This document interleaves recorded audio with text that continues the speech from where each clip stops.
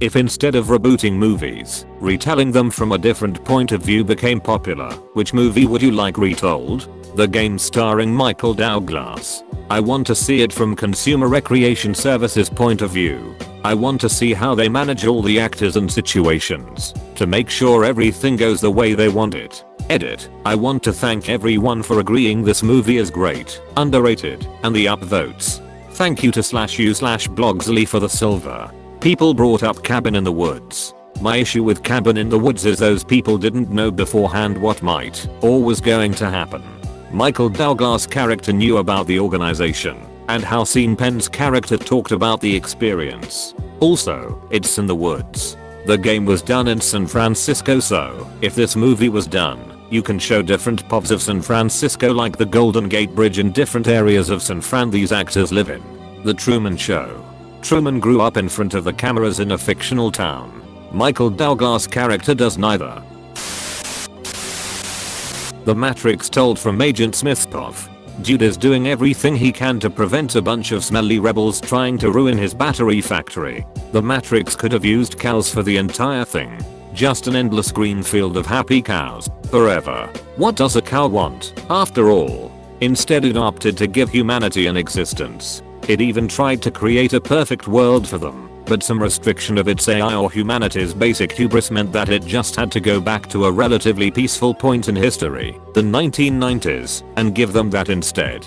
Despite the fact that humanity fought a genocidal war against it and lost, it still did this. Even when we kept on fighting and even conjured up some sort of messiah figure, it just let us get on with it in our silly little world. The Matrix showed us vastly more compassion than we would have shown it if the war had gone the other way. Edit. Yo, I have about 100 replies now. Thank you all for taking the time to do so, and I'll try to get back to you with my half-baked thoughts as soon as possible.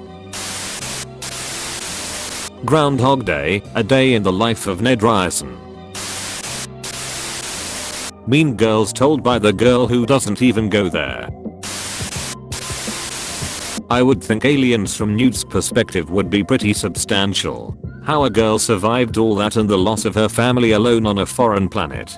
Edit. And to clarify, as I wasn't expecting this to blow up lol. Thank you all. It would be essentially the story of Newt living on Hadler's Hope, some background with her and her family, to the point her parents get face hugged, how the aliens slaughtered the colony, how Newt survived in the air ducts, and what she lived through, while ending with Ripley finding her and bringing her back to the Marine Operations Base. It would be set as a claustrophobic horror movie. With a good script, this movie could easily do $300 millimo. How about Cloverfield from the view of a professional camera crew? This is what makes Cobra Kai so damn good. Johnny was a real karate kid. I also agree with Barney Stinson. Princess and the Frog. We got Maleficent out of Sleeping Beauty, so where the fuck is Dr. Facilia's backstory? He had a debt with literal demons and nobody seems to give a shit. Robin Hood from the Sheriff of Nottingham's perspective. It'd be great to watch a movie about a medieval cop trying to catch a highwayman. Apparently, the Russell Crowe Robin Hood movie was supposed to be this. However, Ridley Scott rewrote the script. Not a movie, but I would definitely watch Breaking Bad, but from the perspective of Gus Fring. That dude has a crazy story to tell. Final Destination from Death's perspective. I imagine it would just be skeleton hands setting up deadly Rube Goldberg machine with some classical music in the back. E.T. From his point of view. The fuck this kid poking me for? Well, this isn't my idea or suggestion, because Orson Scott Card already did it, but he wrote Ender's Game a second time from Bean's point of view, and called the story Ender's Shadow. 500 Days of Summer would be really interesting to see Summer's perspective on everything. Avatar: The Last Airbender from the point of view of anyone but M. Night Shyamalan. I would love to see Azula's story. The series did a good job with her character, but expanding on it would be great.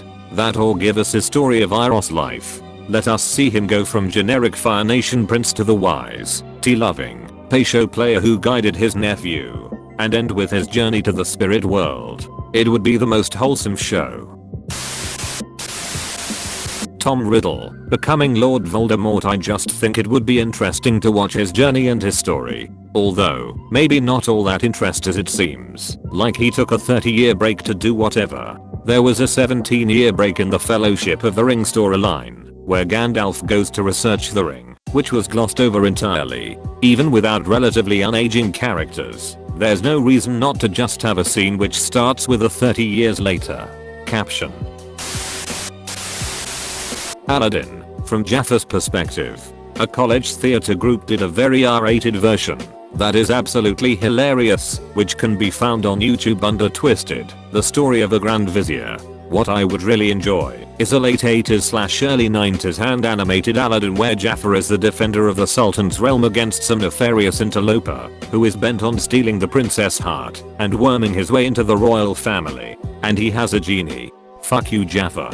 I don't like musicals and still this one was so good I keep bringing it up.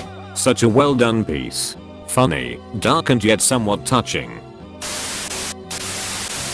A Lion King prequel from Scar's perspective. Show what really happened before the Mufasa era and see how Mufasa cheated Scar out of the throne. Scar's real name is Taka, which literally means garbage. Fucked up childhood. Scar, why can't you be more like your brother Mufasa? He's already started his own pride and is running for city council. All you do is sit around and hang out with those vile hyenas all day. You're a disappointment to this family. Shoot up, Greg, you're not even my real dad. You GHHHH. I want to see a superhero movie from the perspective of an insurance adjuster. It could be a comedy, but just like every day he wakes up and he's enjoying his morning coffee and a bowl of oatmeal. Then he flips open the morning paper and sees Iron Man went full Michael Bay again, or the Avengers were back in town. Long sigh, stands up, chair squeaks on floor, clicks pen, straps iPad to hip, tightens camera strap. He's the real superhero. There was a show called Powerless that was pretty similar to that concept, about an agency that deal with the aftermath of the collateral damage from superhero/villain fights. It wasn't the best show, but I thought it was a cool idea. Unfortunately, it was cancelled after a season. I still think it's an interesting puff, and I'd like to see someone else take a shot at it. Forrest Gump told from Lieutenant Dan's perspective. Could be really good, focusing on his training, then getting sent to Vietnam and being in charge of an idiot. Then the struggles of a soldier returning from war and the way the vet treated him, just for him to reunite with the idiot soldier who saved his life. Forrest Gump from Jenna's perspective. Shawshank Redemption told from the warden's point of view.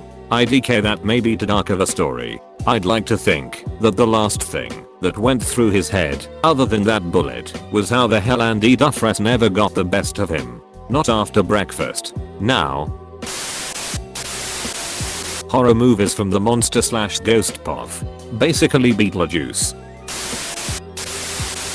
An alien invasion movie told strictly from the aliens' perspective, complete with their confusion about why the humans are responding the way they are. It would make sense to us, but would take the narrative form of mystery for them. It could be a clever way to illustrate cultural misunderstanding. An example could be, let's show them we are friendly by revealing all our weapons to demonstrate we aren't hiding anything, which the humans would take as a threat. I always liked that about the Borg on Star Trek.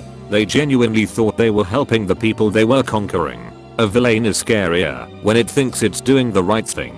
That's how the Minbari War starts on Babylon 5. The Minbari, a race of aliens, approach the human fleet with all of their weapons raised and engaged, so the humans preemptively fire on them. Turns out to the Minbari, raising all your weapons is a show of respect. Like, we think you are a worthy enough opponent that we should come prepared. To not raise your weapons would be a huge sign of disrespect. I want to see a Batman movie from a goon's point of view. Like, he wakes up and eats some cereal before meeting up with the crew, and just by chance he hung out with Joe the Goon that day instead of Bob. Now he is just gooning around at night when all of a sudden he gets his ass kicked in by fucking Batman. He can't believe his bad luck. And just like that, He was gone. Coolest fucked up thing to ever happen to him. Charlie in the Chocolate Factory from Willy Wonka's point of view. I want to hear his wicked thoughts. Yeah but told from the POV of the kid who was pulled out of a basketball game to be replaced by a dog. There's nowhere in the rule book it says you can pull me out, so a dog can play either. I want a movie and a book called Neville Longbottom and the Sword of Gryffindor about life in the school while the big three were wandering around the woods. This isn't exactly what you described, but there's a fantastic play called Puffs that covers all 7 years of Harry's time at Hogwarts from the perspective of the Hufflepuff students. When I made a trip to New York City a few years back to see some friends, I decided to see Puffs as a little addition to the trip. My friends ended up bailing on meeting up, but I still saw the play. I wasn't expecting much, but holy shit was it easily the highlight of my trip. To this day I quote it constantly with my other Puff friends who've seen it, and I generally regard it as more canon than The Cursed Child. Obligatory I'm not a threat. Please be my friend. The Princess Bride from Humperdinck's POV. Star Wars as a goofy stormtrooper buddy cop comedy. Sir David Attenborough's Jaws. The Life of Brian from the perspective of Jesus. Nice try, Disney.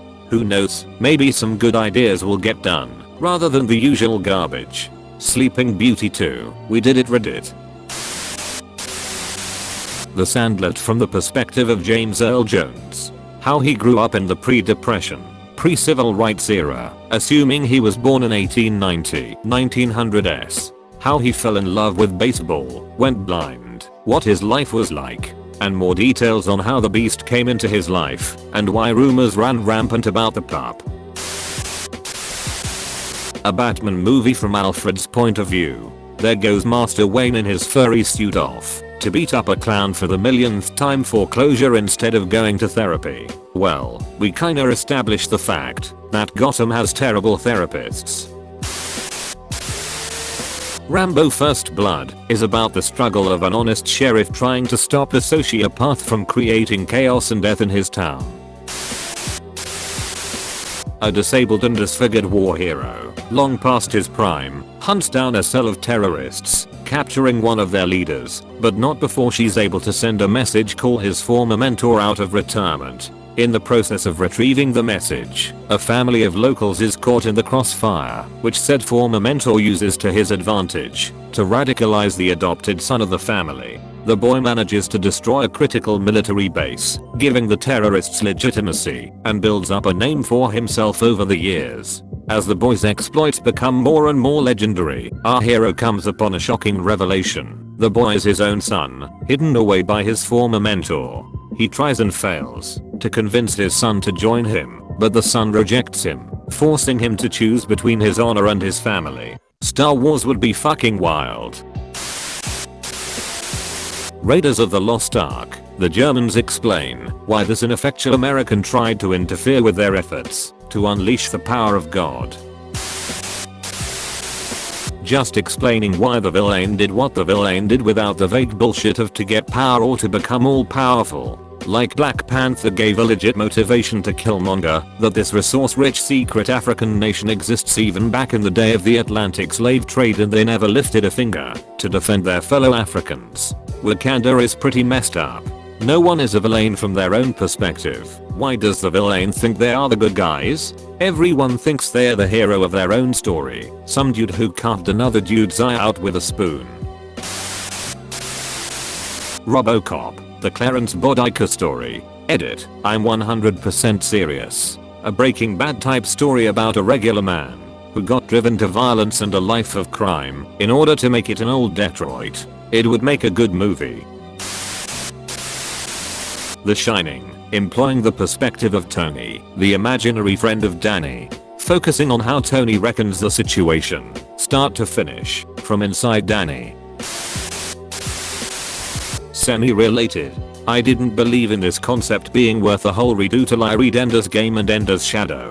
It's cool going over the same base material, but adding a whole second perspective and explanation for things that may not have made sense from the original.